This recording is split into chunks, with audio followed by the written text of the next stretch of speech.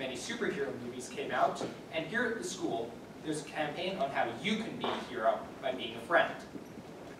I found myself thinking about what it really takes to be a hero.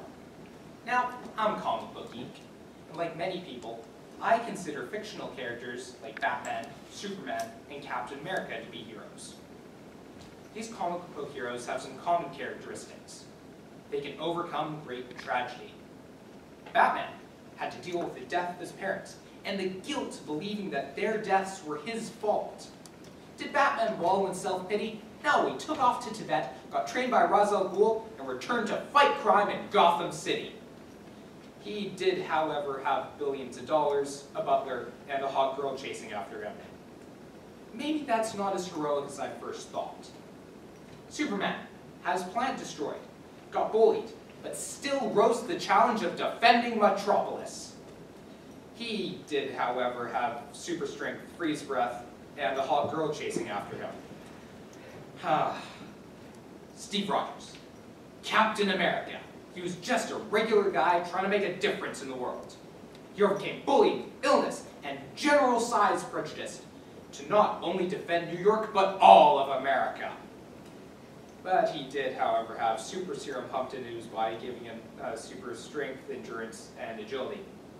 And he got to kiss Scarlett Johansson. Maybe comic books aren't the best place to get a real understanding of heroes. To me, heroes must inspire others. Perhaps it would be better to look at those who have excelled in athletics. To be a top athlete takes two things that I associate with heroes: perseverance and hard work. Professional athletes constantly need training and conditioning to become the best. For those of us in martial arts, Bruce Lee is one of the greatest examples of a hero. In his movies, he always defended the innocent, and in real life, he was known for acts of humility. He trained many Hollywood actors in self-defense and promoted a lifestyle of honor. He was, for many, an example of courage and strength.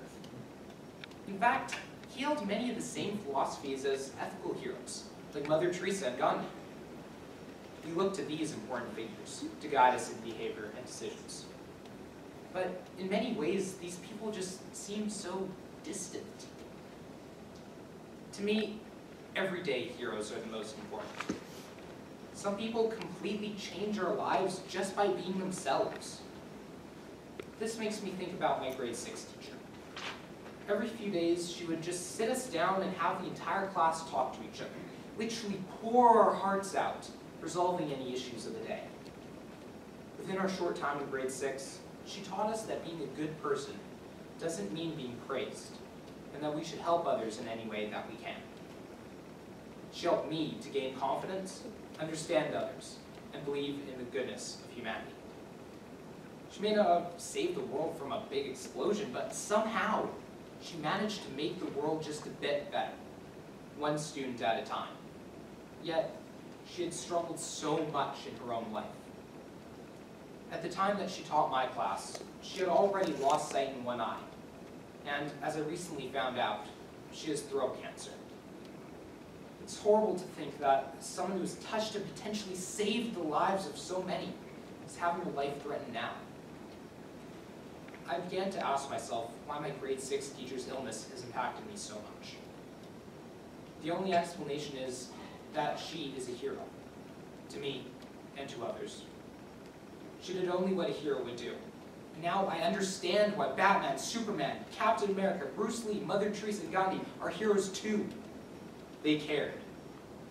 Their true strength did not lie in money, power, or science, but in what they taught. Not in lessons, meetings, or readings, but by example. But the writers of comic book heroes, people like Bruce Lee and ethical leaders understood, was what my grade 6 teacher taught me. It's that they cared. And that governed their thoughts, their beliefs, and their actions. Batman didn't save Gotham because he had a big car. Don't get me wrong, the Batmobile is very, very cool. But he saved Gotham because he cared about each and every person in that city. So, how do we say thank you to heroes?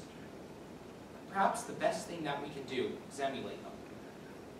You can be a hero by being a friend. Thank you.